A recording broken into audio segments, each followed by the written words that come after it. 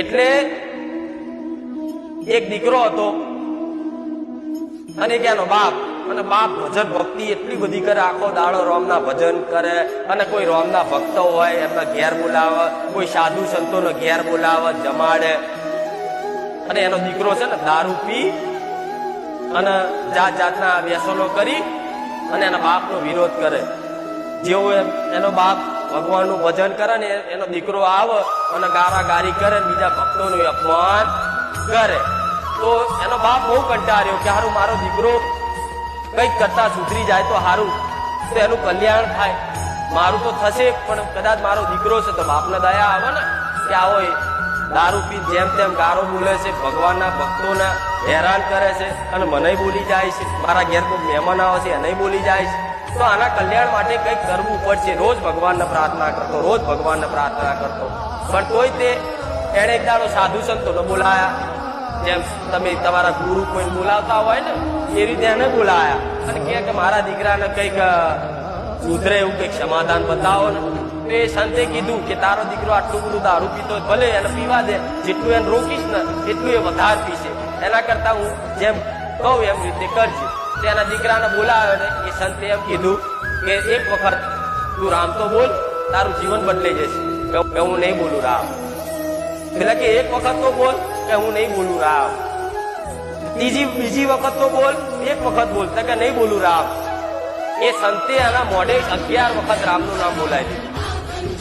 હું નહીં બોલવાનો રામ, એવું હું નહીં બોલવાનો રામ, હું નહીં બોલવાનો રામ, હું નહીં બોલવાનો રામ, એમ કરતા કરતા કરતા રામ રામ રામ 11 વખત થઈ ગઈ.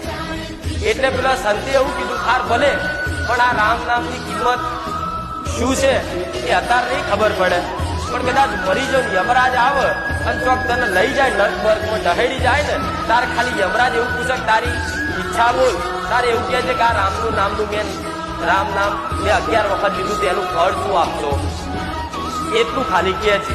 એટલે વ્યક્તિ તો ગણગારીને પહેલા કે હશે બોલે છે ને બોલી નાખ્યું, પણ એ ખરેખર 6 મહિના પછી 12 મહિના પછી જતો રહ્યો અને કદાચ યમરાજ એના કર્મો અનુસાર પાપ કર્યા હતા ને એ પ્રમાણે એને નરકમાં લઈ ગયા.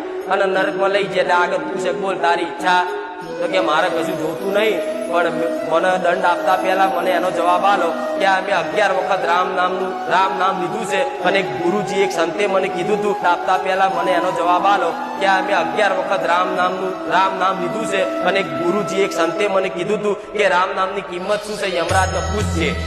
તો યમરાજ પૂછ્યા હારું કે 11 વખત નું રામ નામનું તો હું નહીં કહી શકતો, એની તો મહિમા અલૌકિક છે, શું કરશો?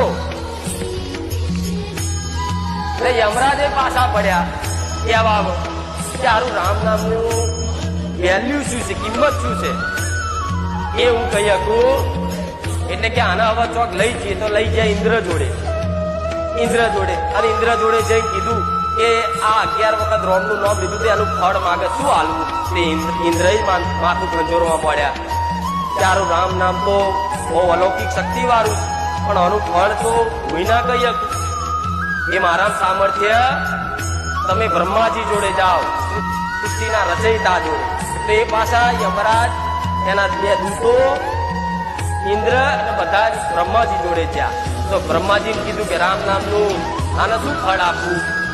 આ ફળ માગે છે, કિંમત પૂછે છે, શું કિંમત છે આની બોલો? તો બ્રહ્માજી કે હારું મને નહીં ખબર, તો કે હું આનું વર્ણન કરી શકું.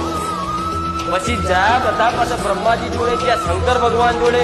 તો શંકર ભગવાન જોડે ગયા ને તો શંકર ભગવાને તે 24 કલાક વિષ્ણુના ધ્યાનમાં જ હોય છે, ખબર છે ને? તો જે જાણતા હશે ખબર હશે, વિષ્ણુ શંકરનું ધ્યાન કરે અને શંકર વિષ્ણુનું ધ્યાન કરે.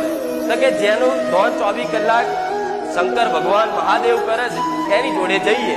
તો એ બધા નહીં બ્રહ્માજી અંગાત ઇન્દ્ર અંગાત બધા જ્યાં તો આગળ શંકર ભગવાન જોડે અને કીધું કે આ રામ નામ 11 વખત લીધું હતું, તેનું ફળ શું આપવું? આ ફળ માગે છે. તો શંકર ભગવાન કે હારું એ હું ના કહી શકું, એનું ફળ તો જેનું નામ છે, જેનું રૂપ છે એ જ બતાવીએ કે આમાં કદાચ હું એનું વર્ણન કરી શકું.